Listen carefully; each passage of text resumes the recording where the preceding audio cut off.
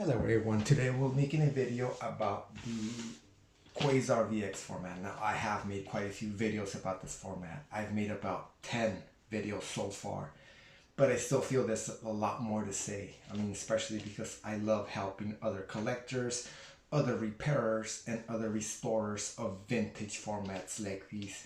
Now this format was released back in 1977 in the United States.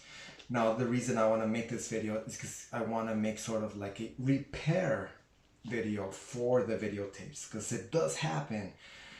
These videotapes, they're quite involved. I mean compared to Beta, compared to VHS, compared to U-matic, compared to EIAJ2, they're quite complicated. There's a lot going on in these guys.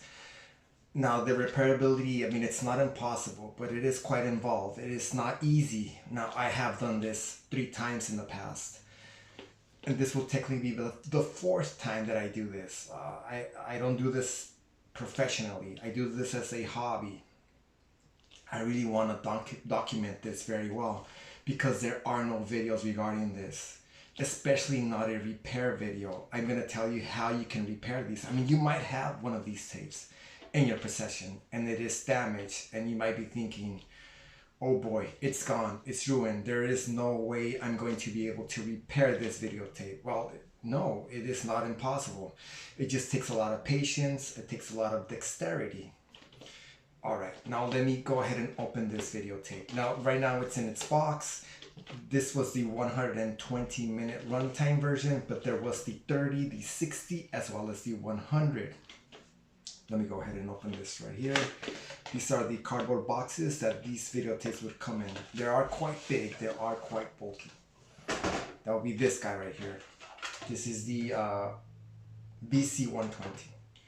But let me show you what's going on behind it. As you can see right there, we have some, this is not good. This is, you're not supposed to be able to see the videotape right there, because it is damaged, it is broken. The tape actually snapped. Now, I actually received this tape the way you're looking at it. This did not happen to me. It happens to someone else. Now I buy these used from many sources, including eBay, including garage sales, yard sales, estate sales as well. Yeah, so you should never see the videotape right there. So I'm going to show you in a lot of detail how to repair these. And I'm actually going to compare these to other formats that were available around this time. All right, now let me really zoom in on this very well. All right, so I'm going to go ahead and place my cell phone. This is actually my cell phone. I don't have a professional video camera. As you can see, let me kind of show you this. I have my Quasar VR-1000 machine right there next to my LED monitor. I love that monitor because, as you can tell, it is not widescreen. It has a square aspect ratio, which these old machines used to use back in the days. But I like that monitor because it's incredibly efficient compared to a cold cathode ray tube from back in the days. So after I repair this video, I have no idea what's on it. I have not been able to see what the video is on it because it is damaged right there. So after I repair this, now this is going to take a while. This is not going to be a short video. I just kind of want to let you know what it takes to repair these guys. But it's, like I told you, I'm not a professional, but I have done this before. And it is not impossible. It just takes a lot of patience. After I repair this videotape, I'm gonna place it right there in my machine. I actually have 2 machines right now. I own 2 of those. Now that's the first one that I purchased. It works very well. I'm gonna go ahead and play that. I'm gonna show you whatever's on this videotape. Most of the times they're television broadcast recordings, TV shows, interviews, wonderful commercials from the 70s. All right. Let me place my camera right here. I'm going to try to zoom in as much as possible because I really want you to see this very well. All right. Now I am going to go ahead and sit down because yes, whenever you repair these guys, you have to be very comfortable because it takes a lot of patience, a lot of dexterity. I'm telling you the truth, I really don't want to make this video because this is not an easy task. But since I really want to see what's on this videotape, I really want to repair it so I can go ahead and digitize it. Now, whenever I digitize videos, I use time-based correctors. Absolutely. Because these old machines, they are based on analog system along with motors and belts. And most of the times, they won't give you a perfect image. Most of the times, they'll be jittery. They'll have dropped frames, stuff like that. What I use is I use physical time-based correctors. I happen to own a total of 2. Now, but sometimes I have to use both of them in series. I might make a video about that setup in the near future, but for right now, I really want to focus on this guy. Like I have told you in the past, I tend to kind of deviate with what I'm talking about, but I'll get right back to it. All right, let me go ahead and sit down, get kind of comfortable. Yes, you should absolutely be comfortable if you decide to do such a task, because it is quite involved. Now, as you can see right here, I have another videotape that was actually around during this time when this format was being sold. This is the VCore II. This was released back in 1976 by the Sanyo company, but it was also released in Japan back in 1975. But it was not made by Sanyo, it was made by Toshiba. The reason I have this is because it was available around this time. And also, I really want to let you know that these are a lot easier to repair because they're not that involved. These are very similar to VHS. They're very similar to U-matic because they have 2 spools, individual spools, and they're not stacked. They're actually next to each other. There's not much going on in here. Now, I probably won't make a video about how these guys work because you will already find a video made by someone else where they tell you how to fix these guys. The leaders on the VCore II format, they're quite awful because they snap very often. I mean, not the physical leader, but the tape that was used to connect the leader to the actual magnetic ribbon. It's sort of like a masking tape material. I don't know why they use that material. That masking tape, it tends to dry up over time and it actually falls apart whenever you either fast forward or rewind a tape. Because when you're either fast forwarding or rewinding, you'll have a much faster movement of the tape. And after it reaches the end, that leader will become separated from the magnetic ribbon most of the times. I'm gonna say about 80% of the time. Now, I have owned about 20 of these guys in the past 4 years. And most of those, the leaders, they separate. I mean, but it's not impossible to fix these guys, but it is a lot easier. This is a lot easier to repair than this right here. And I kind of suspect that's one of the reasons you won't find another video about such a task, because it is quite difficult to do. All right. Now, let me kind of show you the ribbon that's in here. Just so, if you're not familiar with this format, which you most likely you are if you're watching this video. Okay, now the ribbon used. I know you're not supposed to touch the videotape on any videotape, it should not be touched, but I don't care. I really want to document this very well. Now notice this right here. As you can see, this is a very brownish color to the videotape. This is the actual recording surface. It is a brown color, which is actually an oxide-based formulation. The backside, the backing, it is a very opaque color to it. It's not that shiny. That means that this formulation does not have a very good mylar backing to it, which is it's quite an awful formulation, to tell you the truth. There were other formulations around this time that were a lot better.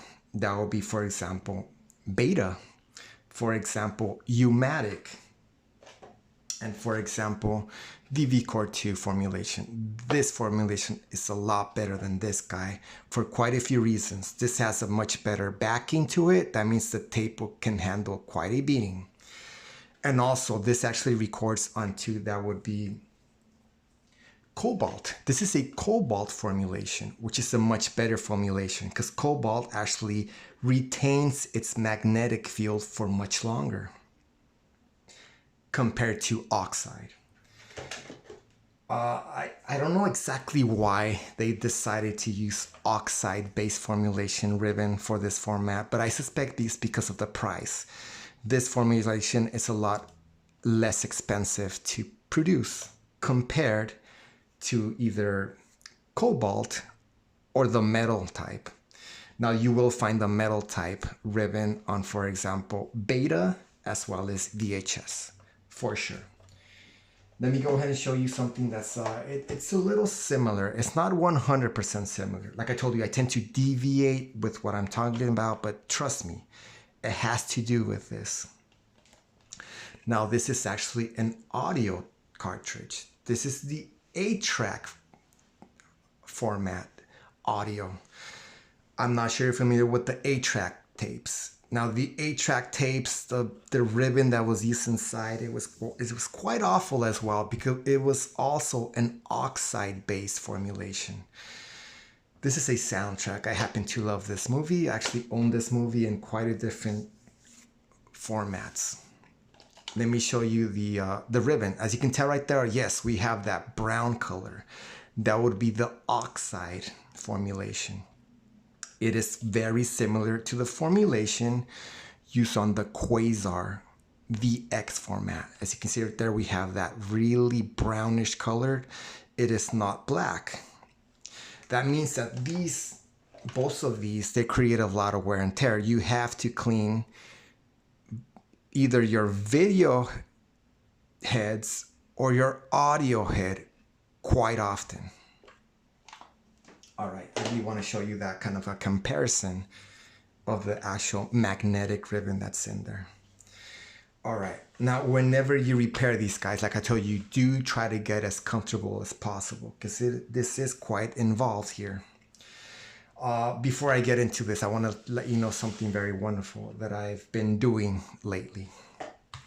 Like one of my favorite video formats to collect is the CVC Micro video cassette format that was released in 1980. I mean, this is still my favorite. I mean, I do own quite a few different formats that span all the way back to 1970, but this is still my favorite. Now, what I do is I digitize videotapes and I never charge for my services. Now, this person that sent me these recordings, he is a retired jet plane pilot. This is the second occasion that he sends me these videos for digitizing. Now, it is quite an honor to be able to see what's on these because it's not every day that you get the chance to see a video that has been recorded on a jet plane. This is technically from the BMW jets, the 380 model. Yes, wonderful. Now, this retired pilot, I've told him before, don't send me any money. I mean, I don't do this for the money, but he always sends me money. He sends me checks. I'm not going to complain about it. So this is the second occasion. I just want to show you this to kind of let you know if you happen to have these recordings. I am more than willing to digitize them for you. And like I told you, I will not charge you anything to do so. These are from the Teak brand, the Teak company. These are quite difficult to find. I own one of these. I will be returning these via USPS to the retired pilot. I really want to let you know that. All right. Let me kind of show you the difference. Now, this was released back in 1980. This was released back in 1985. This is the CVC Micro video cassette format. This is actually the Video 8.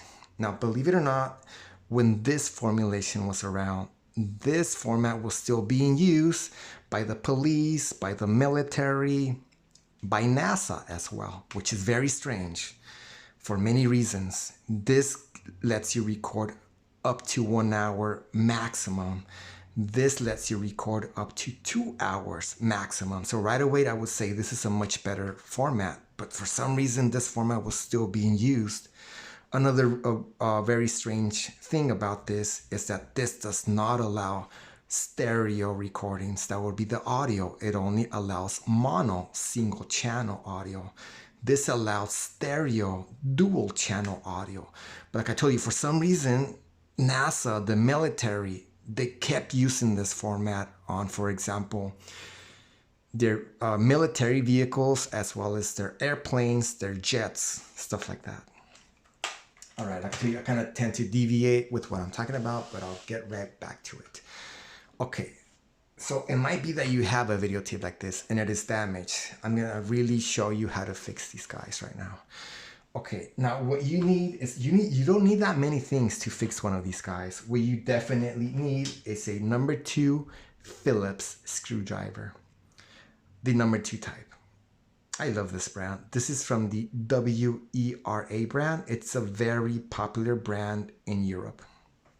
So you need one of those guys, which most homes have at least one. It's not this, like I told you, this is not impossible to do. Now, I know there is professional splicing tape out there, but perhaps you don't have that in your possessions. I do have it, but I will actually not be using it today because I really want to let you know that this is not impossible. Anyone can do this. You can use everyday household items to repair these. So this is clear. It happens to be Scotch brand, but it doesn't have to be Scotch. It can be 3M, whatever. Okay, so you need a number 2 screwdriver, and you also need, I recommend clear tape. I really would not use blue tape or masking tape. I mean, ideally, you want to use splicing tape. I mean, specifically for either beta or VHS, because believe it or not, this formulation happens to be 1/2 inch as well. Now, I also recommend this. That would be a bristle brush. Now, I'm going to show you what happens inside of these guys over the times. These actually have foam inside. These are rectangular foam strips, and they tend to dry up and fall apart over time. So since you're opening this guy, I recommend you remove those foam pads while you're in there. And you're going to need this because they do tend to fall apart. They make a mess. All right, so that's a bristle brush. So far, nothing out of this world, nothing unordinary. A number 2 screwdriver, a bristle brush, and clear tape. Not that difficult. All right. Now, whenever you repair these, I recommend you place them the way they are right here, which is backwards. That way you can reach the screws. Now, these have a total of 5 screws. Let me show you where those are exactly. That's 1 screw, 2, 3 right there, 4 in that corner, 5, total of 5 screws. Well, since I'm in here, let me kind of show you this. Now, this is the plug that allows you to either record or not record. Now, I have talked about this, but I never actually showed it. Now, when you have this plug right here, you are able to record.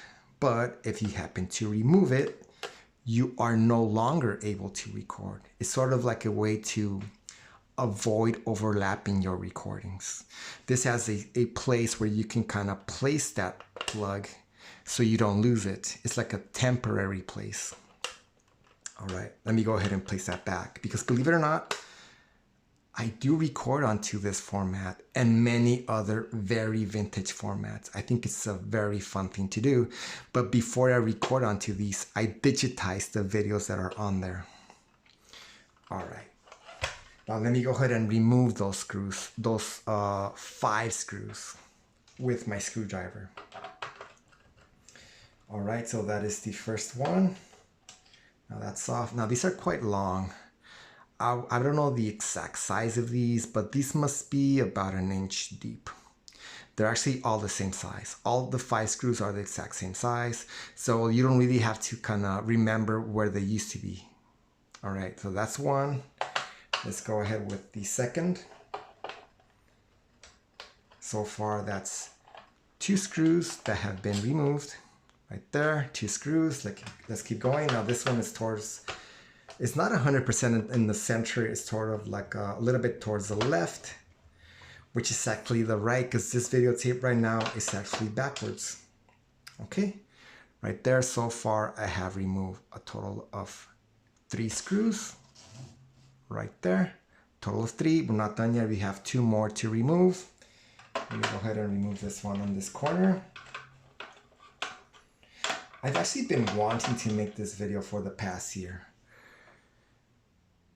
but I was kind of second guessing myself because there's a big chance that I mean, it's not an easy task, but since I have to do it, I guess there is no choice. Okay, so far I have removed 4 screws, and this is the last of them. 5 screws. So there we are, 5 screws that have been removed. All right, let me place my screwdriver aside. All right, now before you remove this cover, you have to remove this plastic round cover right here. The machine actually removes this cover whenever you move that slider towards the right. Let me kind of show you that right here. Now that's my machine right there, my Quasar VR-1000. Now that would be this slider. Whenever you move that slider towards the right, that actually removes that gray colored cover right there. All right.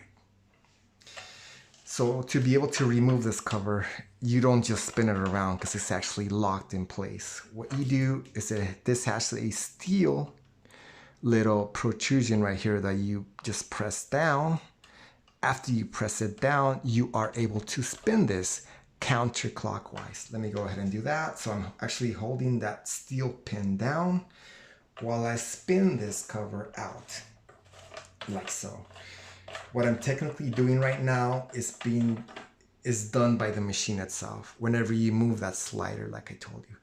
Now this is the cover right here. This actually protects that videotape while the videotape is not being used. Not only does it protect it, it actually holds it in place, because this format is quite interesting. Not only does it have 2 reels on top of each other, this is actually very similar to Cartridge vision as well as the European VCR format. By VCR, I mean video cassette recording format. That was released a long time ago. The European VCR format, believe it or not, was released way back in 1970. All right, so that cover has been removed. So after you remove that gray cover, you can go ahead and remove this, but I don't recommend you remove this because there's quite a few parts that tend to fall all over the place, and it's very difficult to determine where they used to be. So after you remove those screws, after you remove that cover, I really recommend that you flip this videotape over, like so, like that. After you place it the right side up, you can go ahead and remove this top cover. Let me go ahead and do that. Like so. So that cover has been removed. All right. Now it's very wonderful to see this right here. This happens to say Quasar Electronics Company, Franklin Park, Illinois. Now, Illinois was a city, Illinois was very involved regarding these machines that were manufactured there in factories. All right. So I'm gonna, this is the top cover of this videotape. I'm gonna move it around on purpose so you can kind of really see those details. Because you'll find images about this, but you won't see this via video. Now, I'm very happy to make this video. Now, this right here is actually a metal part. This actually slides back and forth, like so. The way that this is held is by that would be a steel spring right there. When I move this towards the bottom, it actually stretches that spring. I would try not to remove that spring. I mean, there really is no reason to. So I'm actually gonna place this aside. All right. So yes, that is quite a mess. Look at all that videotape that's loose in there. Now, I don't know, like I told you, I don't know exactly what's on this videotape, but I am gonna have to sacrifice quite a few seconds of videotape because believe it or not, this format, the VX format, it has to have some very good quality tape. If the tape is wrinkled or damaged, there's a high chance it'll chew it right up. So I will be removing a couple seconds of videotape, which I mean, I really don't mind. I mean, most likely this videotape has televised recordings, which are not that, I mean, they are special, but not as special as, for example, a home video recording. Because believe it or not, these machines, the Quasar VX format machines, they did allow the use of a video camera. Now, I don't own that video camera. I actually don't plan on owning that video camera because I actually record from my computer. I happen to own an HDMI to composite converter, which I use to feed this machine and record modern day films. I mean, I know it's weird. Why would you want to? I mean, in the modern day of, for example, Blu-ray, and the modern day age of streaming services. I mean, you'll have all kinds of streaming services in the here and now. I mean, I can't even name them all. I mean, you have Netflix, you have Amazon Prime Video, you have Hulu. I mean, you have YouTube, for example. But I think it's a very fun thing to do. All right, so as you can see, we have two spools here. Now this top one is actually the pickup. This actually picks up the video that you have either recorded or viewed already. The spool that's underneath this guy is a supply reel. That supply reel is the reel that holds the videotape that you have not either recorded onto or viewed. All right. Let me kind of zoom in a little bit more. Now, I have said this before. This format requires a lot of maintenance. I don't know if you can see this, but there's little tiny spots are actually oxide, videotape oxide. This format tends to shed quite a bit because, especially since it's so old. This videotape is from 1977. It is quite old. So you actually have to clean those video heads quite often. Now, it's up to you how often you want to clean them. Now, I clean them every 2 hours. I know that's a lot of maintenance. Okay, I'm going to try to make sort of like a clean spot here. As you can see, we have these very small little particles. I'm going to go ahead and remove this with my finger. Yes, I have those loose particles in my finger. That's actually oxide. Loose oxide particles. All right, now I've actually never actually baked one of these before I digitize them. I just go ahead and play them the way they are, and I've had wonderful results. I mean, but that's up to you. If you want to bake these before you play them back, that's up to you. I'm not going to tell you that you have to or you don't have to do such a procedure. I actually have never done it. All right, so let me go ahead and remove this top pickup reel from this videotape to kind of show you the bottom supply reel. Now that is the supply reel right there. This is actually the 120-minute runtime tape. It has quite a long run right there. But like I told you, there were the 30, the 60, and the 100s, which obviously had a lot less tape than this.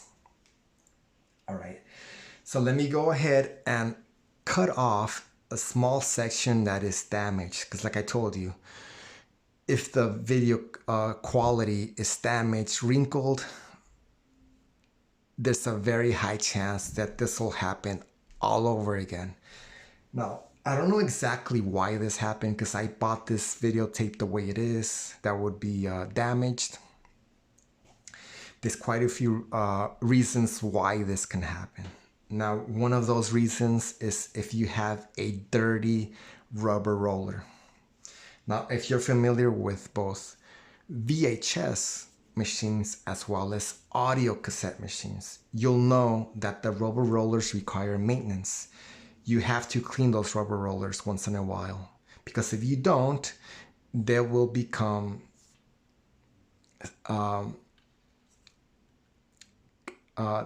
they actually all of that oxide that I just told you about, they tend to stick onto the roller, because the roller does quite a few things. Not only does it guide the videotape, but it also picks up contaminants that would be dust, dirt, as well as loose oxide. After that rubber roller becomes too dirty, it doesn't perform very well. There's a very high chance that it will eat up the videotape. So whenever you, for example, if you buy a vintage videotape machine, I really don't recommend you place a tape in it right away. I would really recommend that you clean that roller very well. All right, so that's one of the reasons that this might have happened. Now, another reason would be if the capstan was not spinning. Now, what the capstan is, it's a steel bar that spins, and it actually becomes sandwiched between the actual videotape and the rubber roller. Now, these old machines from 1977, they're not that smart. They really don't know when the capstan is spinning or not. Now, there's quite a few reasons why the capstan would not spin. One of those reasons, if, for example, if one of the belts had gone bad or if it was loose. The machine doesn't really know if that belt is gone or loose. It just keeps doing whatever it has to do, which means that these reels would be spinning, but the capstan would not be spinning. And that's another reason that this might happen. So far, this can happen if either the rubber roller is dirty or even missing or cracked. Now, I have other machines where the rubber roller is cracked. Now, it's quite difficult to find replacements for those rollers. And the other reason, if the capstan is not spinning. So far, that's two reasons, but there are other reasons why this can happen. Now, another reason, which is probably the worst case scenario. Now, the video heads on these machines, they're quite easy to remove. You don't even need any tools to remove those. All you do is you spin a nut clockwise, not counterclockwise, clockwise. You spin that clockwise. I don't remember how many times. It's about 6 times. After you spin that clockwise, you can remove the actual video drum to clean it very well. I'm pretty sure the manufacturers did that on purpose, because you really need to clean that video drum quite often because it does not have channels. Now, when a video drum does not have channels, it creates extra wear and tape on the ribbon itself, because those channels actually create a cushion of air, which reduces the wear and tear. And also, they actually act like catchers. By catchers, I mean the video oxide would actually be caught on those channels instead of being caught on the video heads. Now, if for some reason you forget to replace that video drum in there and you go ahead and you place one of these tapes in there, the actual tape will be spooled onto that steel bar that would be located right here. And that's going to be a nightmare. Because like I told you, these machines, they're not that smart. The machine doesn't really know if that video drum is in there or not. So it's going to do what it has to do. It's going to spin that steel part right here incredibly fast. This video drum, it actually spins 3,600 revolutions per minute. Now that's quite fast. There will that tape will be spooled onto that very thin. It's about this thick. It's about as thick as this screw right here, and it'll keep going. Eventually, that it will become larger and larger and larger, and there will be a point where it becomes so large that the machine is going to start struggling. Now, the machine. I'm not going to say it's not 100% fail-safe. It does have a system where if it determines that it's struggling too much, it'll automatically stop. So after that that spooling of the videotape onto that steel part becomes too great, the machine will turn off. After that happens, if you try to remove this videotape, which actually these videotapes, they don't come out towards the front, they come out towards the top. It's a top loading machine. When this becomes too great, after you press eject, this will not pop up at all, because this will actually be held by the videotape, which is quite awful. That means that you're gonna damage a whole lot of videotape by manhandling that top cover. So yes, so there are 3 reasons why this might have happened. The previous owner might have forgotten to replace that video drum, which I'm pretty sure this wasn't what happened, because they would have a lot more damaged tape than this. I don't know how much tape was ruined right here. I'm gonna say, I don't know, maybe about 5 seconds worth. But if the previous owner had forgotten to replace that video drum, they would have ruined, I don't know, I'm gonna say about 10 minutes worth of videotape. So this probably happened because either the rubber roller was dirty or the capstan was not spinning. All right, so let me go ahead and cut off the damaged videotape right here. What I'm gonna use is scissors, just regular old scissors, which all homes, they have at least 1 pair. All right, so I'm gonna go ahead and cut this. I'm gonna do it right here because I don't know if you can see this too well. There actually has like a sort of like a crease right there. You really don't want those creases, and also you really don't want this crinkled videotape like right here. As you can see right there, that is quite crinkled. I do not recommend that you place this back in here, because this is gonna happen once again. You're gonna lose all of your progress once again. So I really recommend you remove the damaged videotape. I'm gonna go ahead and do that right now. Now, there are technically professional splicing blocks that let you make a very nice, very precise splicing. I have that block, but I'm not gonna use it because I really want to let you know that you can do this. You don't need the very expensive tools to do such a thing. All right, so I'm gonna go ahead and cut this right there, like so, with my everyday household scissors, like that. I just cut that.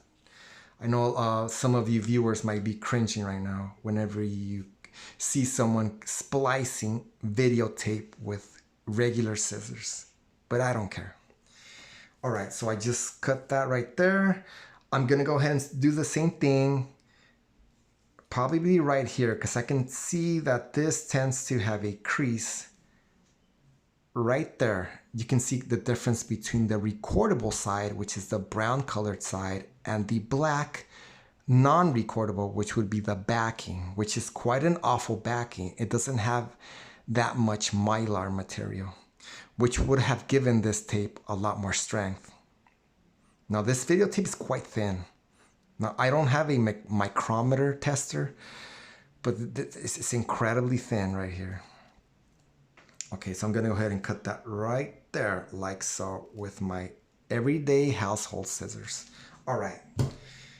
So this is technically the videotape that I'm going to have to sacrifice, which is not much. I'm guessing this must be, I don't know, maybe 2 or 3 seconds worth. But like I told you, you have to get rid of this damaged videotape, or else this will happen all over again.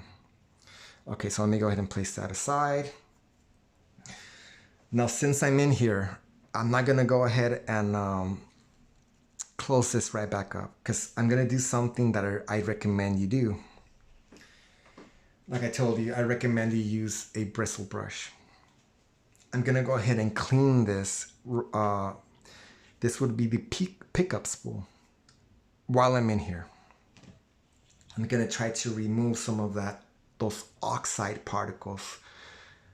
I mean, not all of them. I'm gonna do as good of a job as I can, because like I told you, I'm not a professional. I do this as a hobby. Okay, so I kind of have this bag here, along with a regular old paper towel to kind of pick up these loose particles right here. Okay, like I told you, this video is not going to be a short one. It's going to be, I'm going to make this as detailed as I can. Okay, I'm going to use that bristle brush to remove those loose particles like so. Just brush them off. Like I told you, I'm not a professional, which I don't think you have to be able to repair such a tape. See, I'm removing that loose particles, loose oxide right there. I mean, since I'm in here, like that. Okay, that looks much better. You don't have those like small specks in there anymore. So this is the pickup reel. You have some oxide on that paper towel.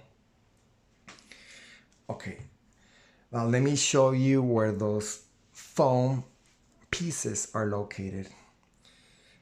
Now I've noticed something. Not all of these videotapes have the exact amount of those foam pieces. Some have more, some have less. Okay, let me remove this supply reel right here. I'm gonna place it aside.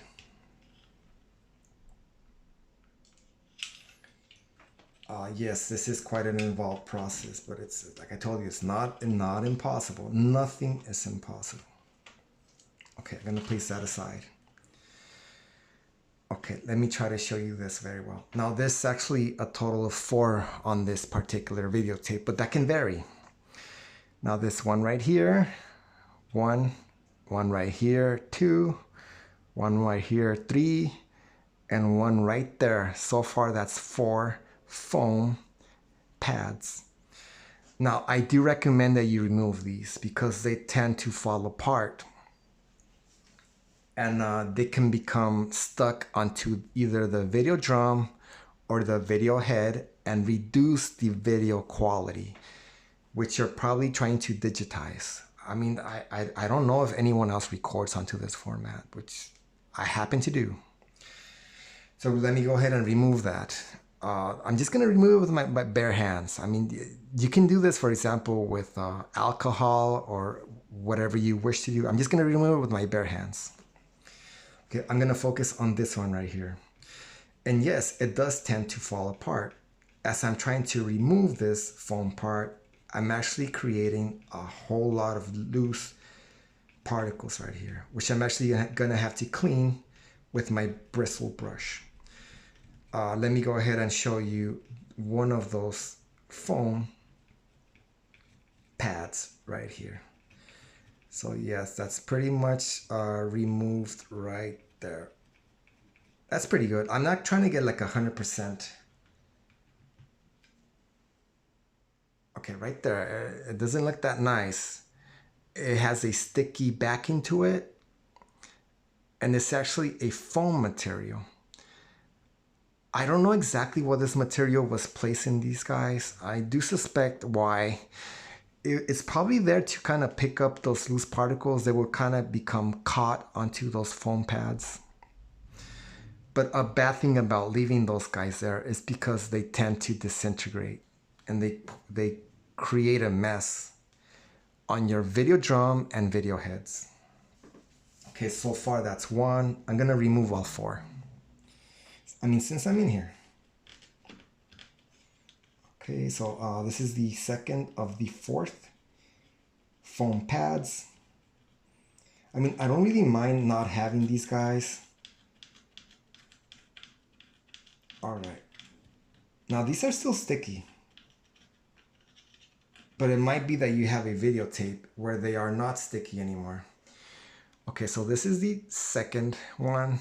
It tends to become a clumped mess because since it is sticky, it kind of tends to stick to itself. Okay, so far those are 2 pads that I have removed. I have 2 more to go.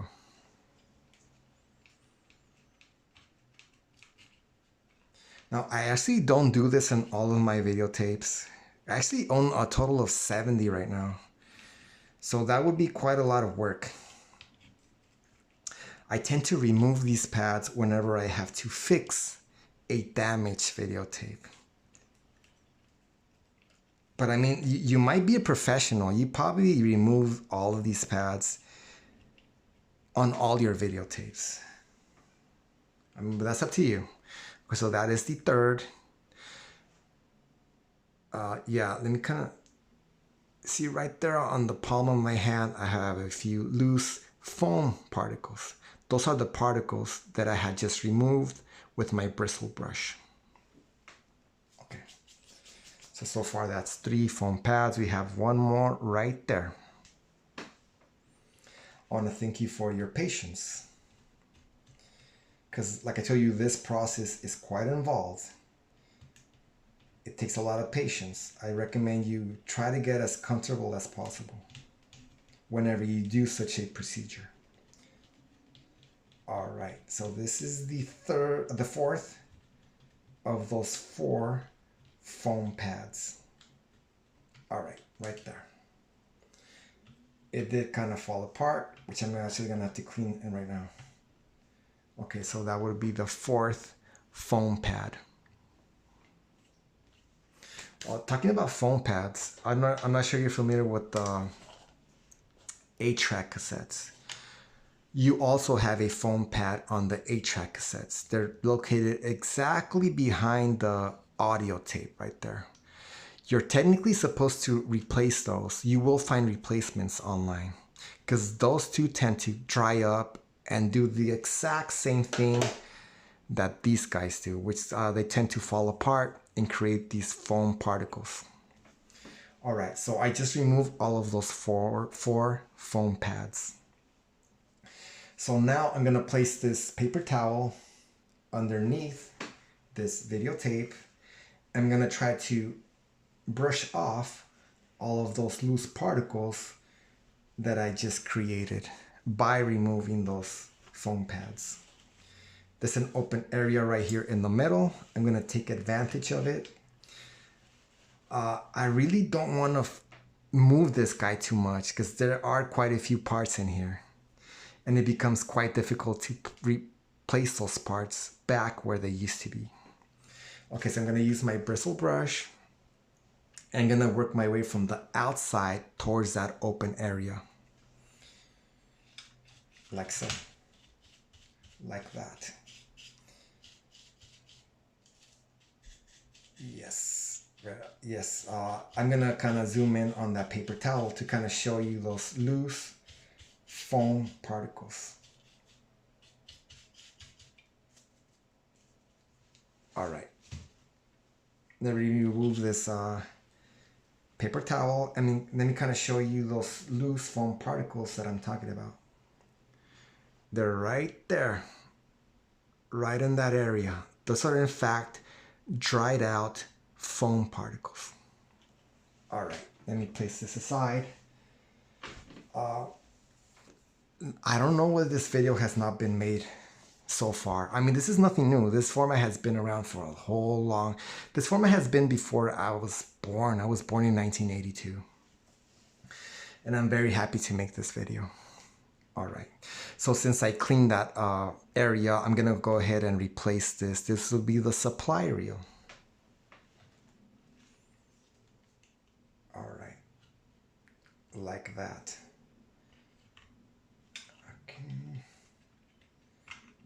Okay, let me show you something right here. This actually has a part that moves back and forth. It kind of acts like a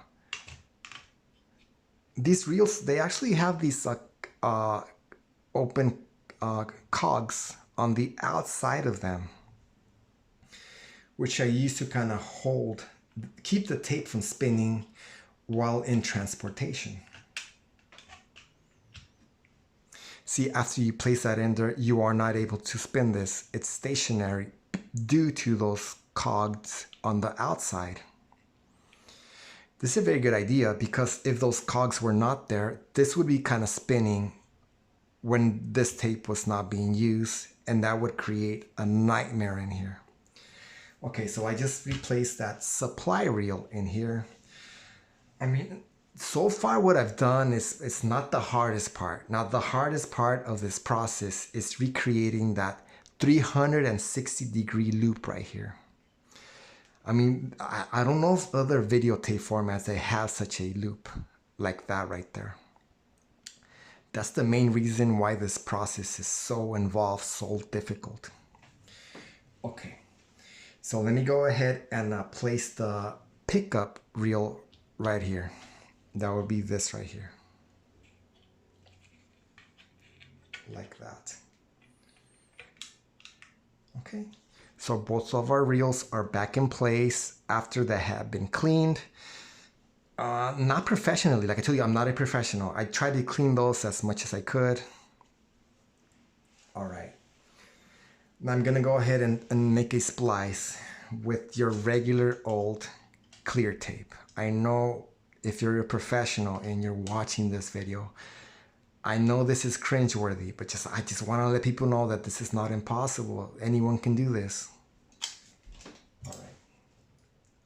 I'm gonna go ahead and cut a piece of clear tape right here. Now, technically, when you use professional splicing tape, the tape itself will already be exactly 1/2 inch wide. So I'm gonna try to create a piece of tape 1/2 inch wide, but I know it's not gonna be exactly 1/2 inch. All right. I went ahead and removed this area right here where technically it has these, well, since my blade right here actually has these cogs, you probably don't want that because there's a high chance that the machine will be stuck if you use that piece. I'm not going to use this piece. I'm going to place that aside. I'm going to use this piece that happens to have a nice straight, I mean, it's not 100% straight, but I mean, I just want to let you know that this is not impossible.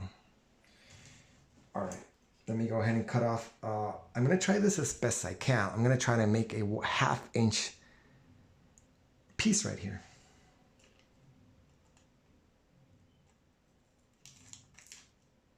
Okay, like so. I mean, technically this is not 100% 1/2 inch wide, but I don't care. I just want to let you know that you can do this. All right. Now, whenever you use splicing tape in general, I really don't recommend you place it on the recording side. In this case, that would be the brown side right here.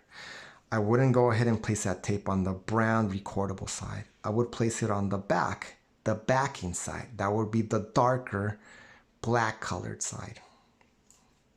Okay, so let me go ahead and place this on the supply tape right here. Like so. Okay, so my tape is on there. Now, I know this is not a professional way to make a splice, but I just want to let you know that this is not impossible. So that's on the supply videotape. I'm going to go ahead and do the same thing on the take-up videotape.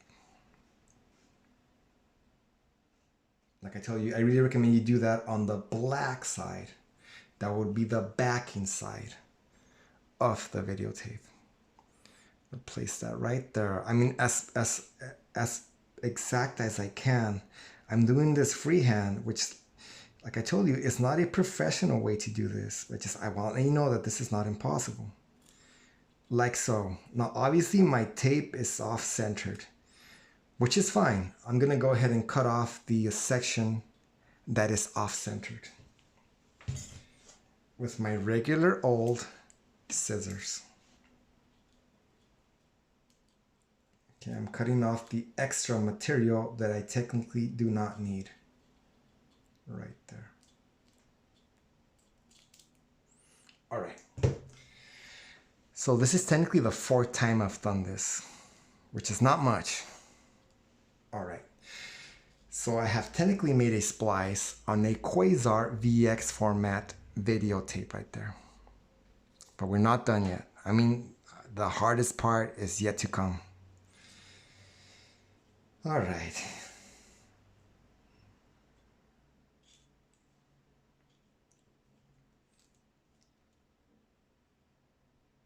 Oh, this is quite involved. Okay.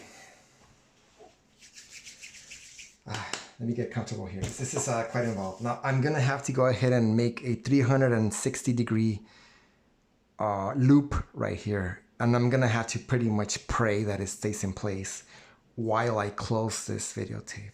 I mean, you pretty much need a third hand, which I don't have, which makes this a lot harder to do. All right, here we go. Now this might take a while, but I have a lot of patience. All right.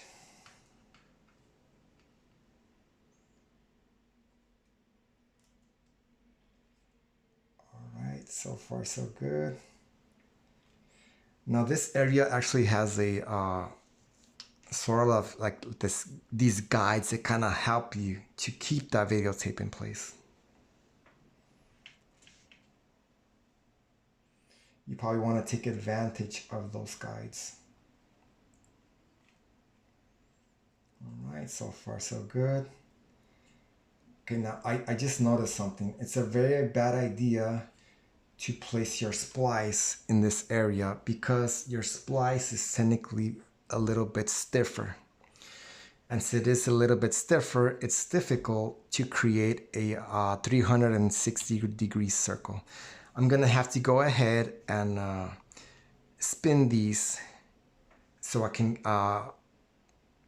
forget about that splice. You can work with a nice complete ribbon.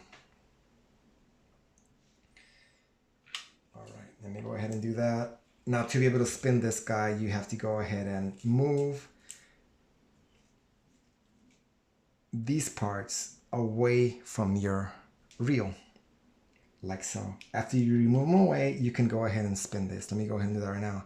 Since I removed this part right here, which gets caught onto those side cogs right here, I'm able to spin this. I'm gonna spin this counterclockwise.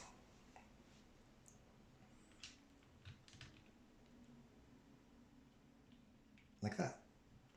I'm gonna keep doing this until I get rid of my splice, because I want my splice to be in here. I don't really want to work with it in that area. All right, so far so good. And I kind of have to spin this tape up so I can kind of get more videotape. All right.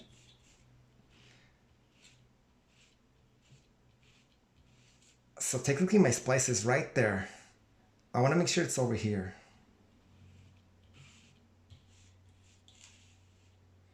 Like I tell you, this is quite involved. I don't know how much money professionals charge to do such a procedure, but I'm pretty sure it's not a cheap price that they charge.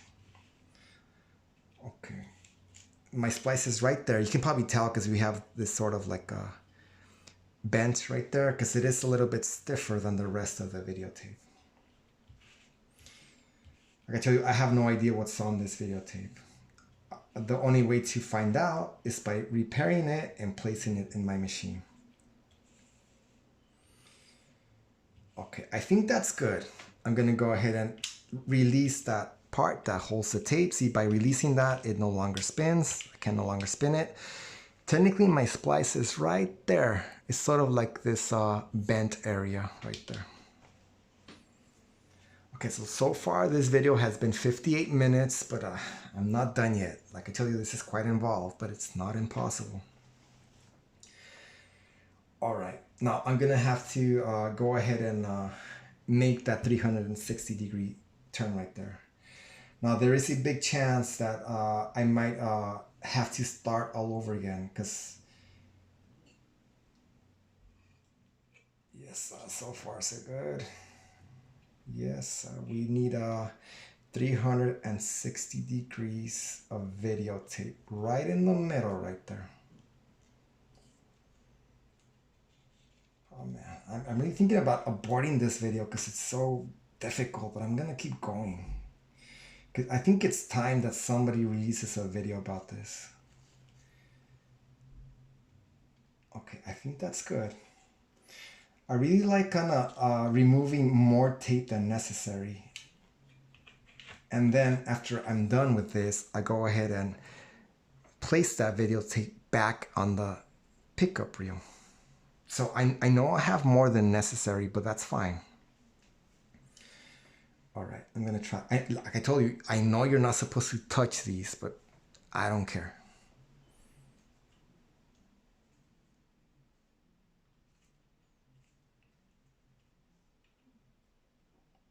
right, so far so good. Those plastic guides that are on here, they really help. They kind of hold the videotape in place. But it's gravity is pretty much working against me right now.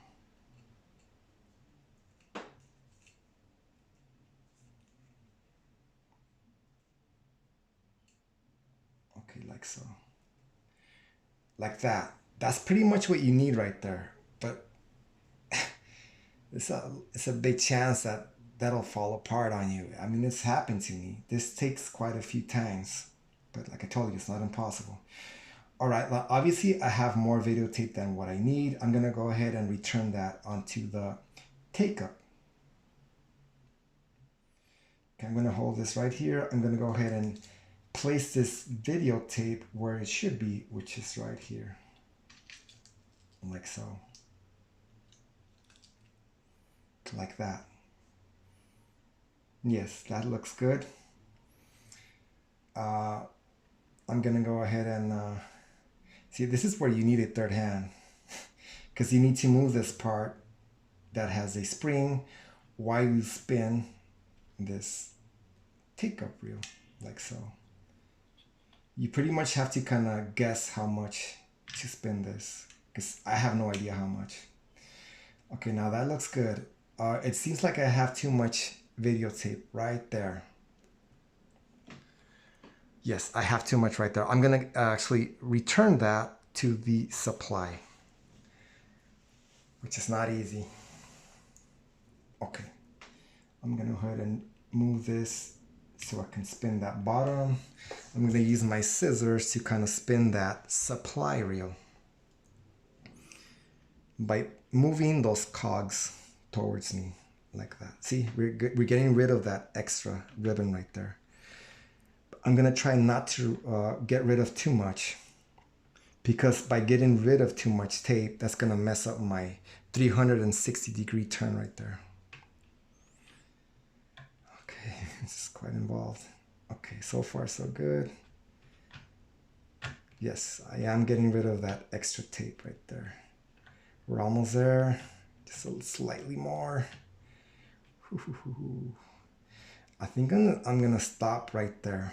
Yes, I'm gonna stop right there, because if I keep going more, it's gonna mess up my progress right here. Like I tell you, this is quite involved. Okay, I'm gonna stop right there. Wow, okay. So that's pretty much the way that these tapes work. The supply is underneath. The supply does this. This is where your rubber roller is located. It kind of guides the tape. You have this 360-degree loop around your video drum, which actually has that single head. This is actually a single head system. It goes like this through here onto the take-up reel. Okay, now this spring actually is located right here, like that. Okay, now it is time to go ahead and close this up. Now it is a little bit difficult because you have this cover right here. Now I've noticed on other forums, some people they get rid of this steel part. Now I suspect why, because it's difficult to place it back because it's pretty much loose. You pretty much have to hold this part while you're closing this and while you're guiding this steel spring onto that area right there. Let me move it on purpose. Right there, that round part right there, that's where that steel spring has to rest. So this is quite involved. All right, let's try to do this. You kind of have to work blind because you don't see what's going on in there. Why? Because these are not clear, they're not transparent. You do have a little window here, but not much. You can't really see what's going on right here. All right, let's do this. Okay. Quite involved process here. You know what? There's something else that I recommend you do. I really recommend you place the spring not here like so, but up here. There's higher chance it'll stay. See right there, it just stayed in place. See, I can go ahead and wiggle this and it's still in place. Wow, this is quite involved here, but it's well worth it because I really want to see what's on this videotape. See, I technically have this completely backwards, but as you can see, that steel part has not fallen. Okay, you pretty much have to go straight down, because if you move this to the side, it's gonna mess up your progress right there, that 360-degree loop. Okay, it just fell off because I was kind of moving it a little bit too much. Okay. Wow, this is technically the 4th time that I've done this. And I'm gonna tell you the truth, I'm trying not to cuss right now because it takes a lot of patience.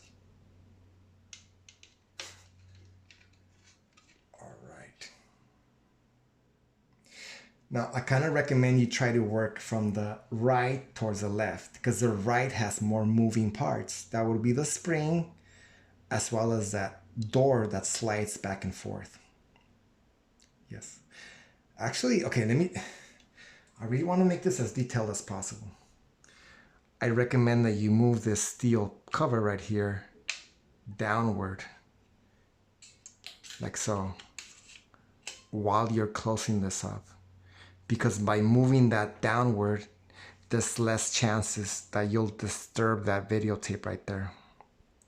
By disturbing that videotape, there's a high chance that this will get messed up. All right. I'm gonna kind of work from the right to the left. I'm gonna try to place that spring in place first. Because if you don't place that spring in place correctly, it'll make a mess. You really don't want to have a spring like that loose in here. Okay, so I just placed that spring where it needs to be. So now I can forget about that spring and focus on that steel door on the side. Now that steel door on the side needs to be placed on a guide that's on the bottom half of this videotape. Let me try to place that where it should be. You kind of have to feel it. Oh boy, this is quite involved. Okay, now that steel door is in place now. Now I'm going to try to close this up without messing up my progress on that 360-degree loop. Oh, wow. Okay, so far so good.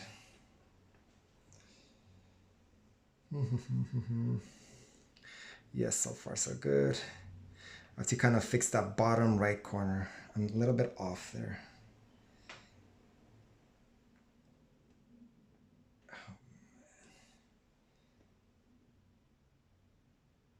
I'm trying not to move this too much, because one wrong move and you'll mess up your entire progress.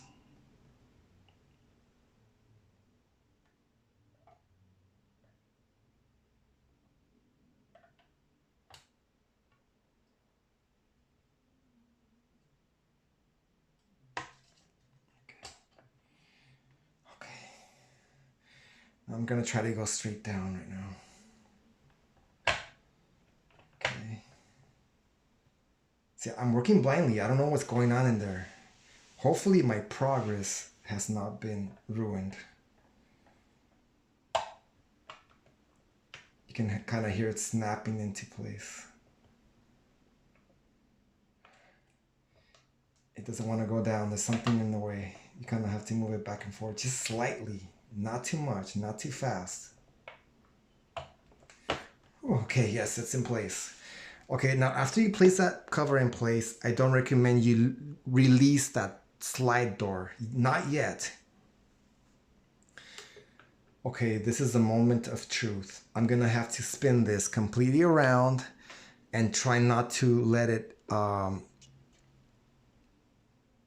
fall apart, because this has not been screwed on yet. It's still loose. I'm gonna hold it with both of my hands while I turn it around.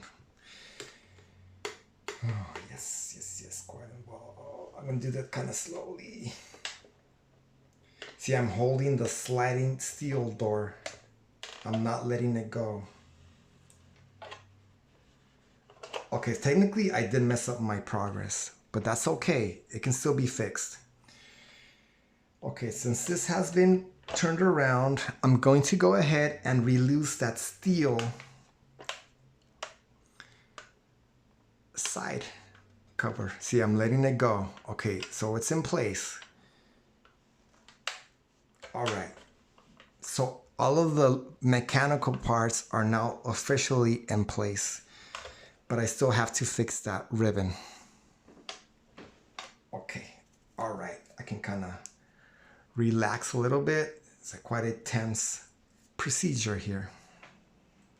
Okay. Let me go ahead and create that 360-degree loop. Once again, like I told you, this takes a lot of patience. All right. I always try to work on the bottom side first before I work on the top side.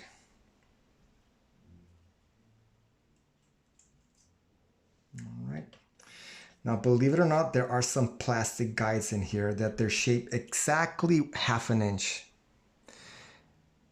That really helps you to kind of place the video ribbon where it should be. I'm gonna go ahead and, oh yes, that really helps.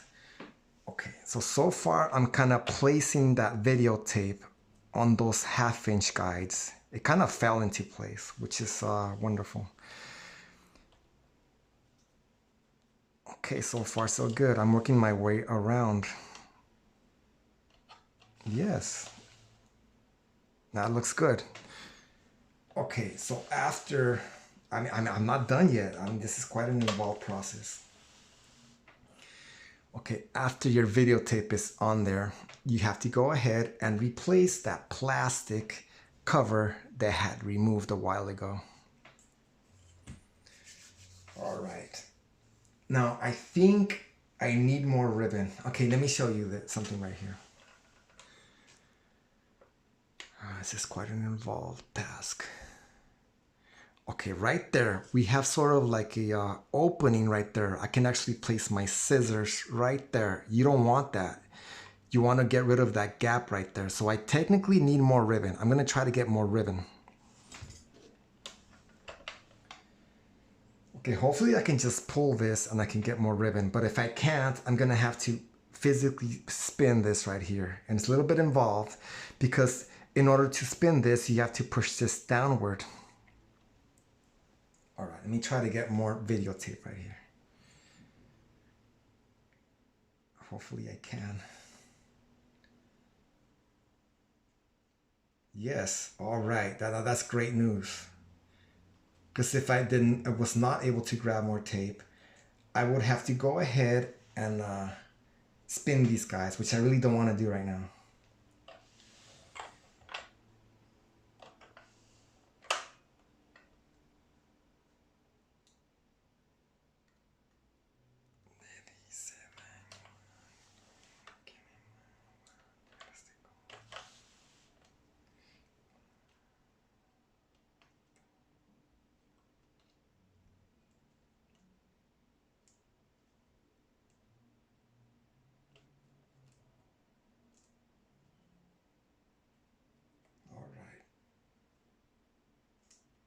Now let me show you how to place this back in place. Now obviously I'm going to have to press this steel part downward while I place this in here. Now whenever you place this cap back on, you kind of have to feel it. If it feels too tight, start all over again. You really don't want to force this in there. Let me show you this very well. This is where you start. This is sort of like a starting guide right there. All right. quite involved here.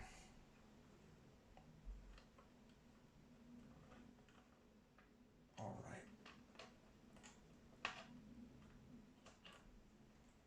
Okay, so I'm technically spinning this clockwise, downward.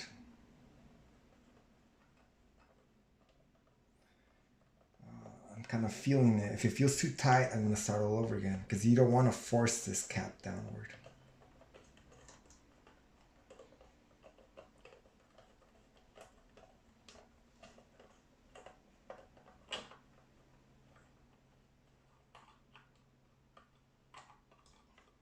Whenever the actual machine does this, it doesn't really struggle because everything's pretty much designed very well to remove this cap. But since I'm pretty much working freehand, it's a little bit involved. I have to get it just right.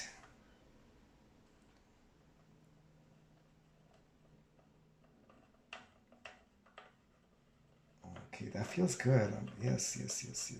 All right. Yes, wonderful. Okay, it just locked in place. All right, so far so good. So far I have gotten rid of that damaged videotape. I've made a splice with regular old tape. I know it's not the best product to use, but I don't care. I just want to let you know that this is not impossible. You don't need some very expensive materials or tools to do such a procedure. Okay, so this is in place. Now technically I can go ahead and screw this back in place. I'm going to use my number 2 Phillips screwdriver to place those screws back in place. There's be a total of 5 screws. All right, so that's 1. This is 2.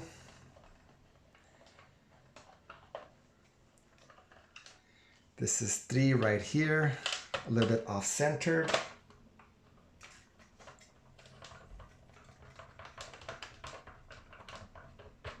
All right, you got 2 more to go. This is the 4th, right here in the corner.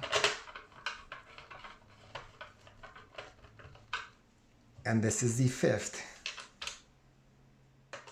right here in this corner. Okay, so far I have all of my screws back in place. So technically that means that this tape, it's good to go. It's ready to go. I'm gonna go ahead and place this tape on my machine right here. I'm gonna go ahead and press play, and I'm gonna finally going to be able to see what's on this videotape. Because the box itself, as well as the videotape itself, does not have any writing. It does not have any labels, so I have no idea what's on here. All right, let me kind of move my camera now to show you this very well. Now this video has been quite long. Now all of my videos are quite long. I even state so on my description. Watch yourself. My videos run long. So I was trying to do my best. Okay, that looks very good. Let me go ahead and turn on my monitor. Let me go ahead and turn on my Quasar VR-1000. I actually bought this machine quite a long time ago. I bought this machine, it's been about 7 months now. And I was so happy when I got that guy up and running, because it was quite an involved process. There's a whole lot of belts in there, a whole lot of bearings that I had to lubricate, a whole lot of moving parts that I had to re-grease, a whole lot of switches that I have to maintain. All right, so let me go ahead and eject this machine. Right, to eject this machine, you actually push this downward. That pops up the, like I told you, this is technically a top loading system. Let me go ahead and place my tape in there.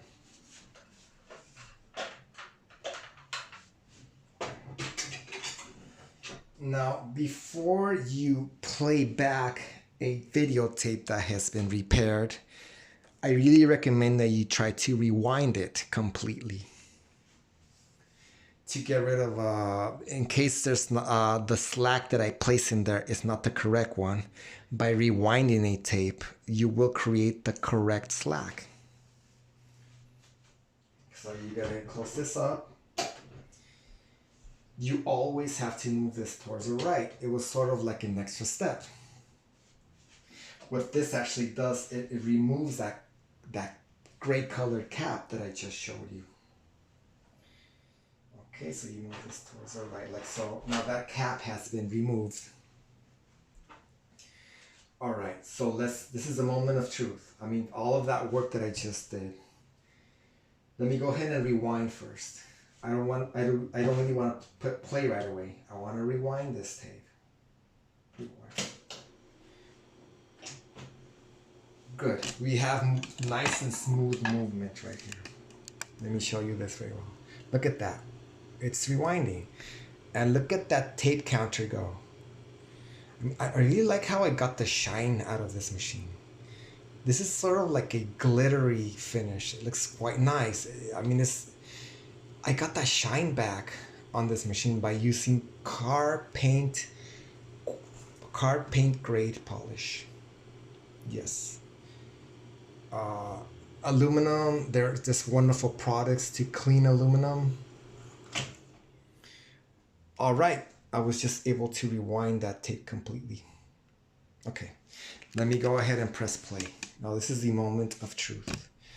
All of that hard work that you just saw hopefully was not in vain. All right, as you can see, I have this door cover opened on purpose because for sure I'm going to have to move the tracking, because technically the recording that's on this videotape was not made with this particular machine. Whenever you use recordings that were not made on a particular machine, you have to move the tracking, because every single machine has a different angle to their video heads. Okay, let me go ahead and press stop, and let me go ahead and press play. Now you're not going to see a picture right away because it has to move through the deleter. After it moves away from the leader, you're going to go ahead and see a picture, a video right there. So I'm going to have to move the tracking. I have no idea what's on this video too. Okay. So far I have no video feed.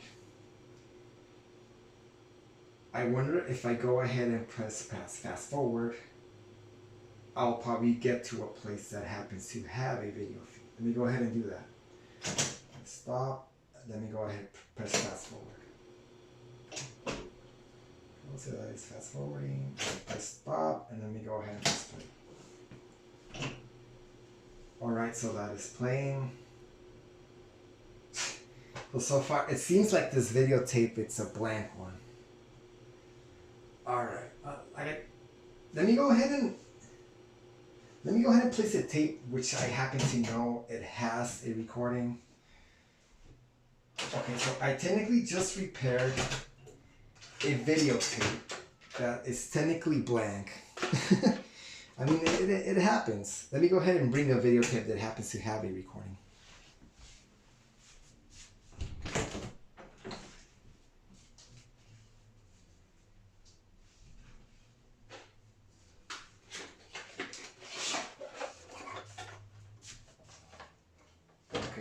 This one happens to have a recording. Let me go ahead and play this one.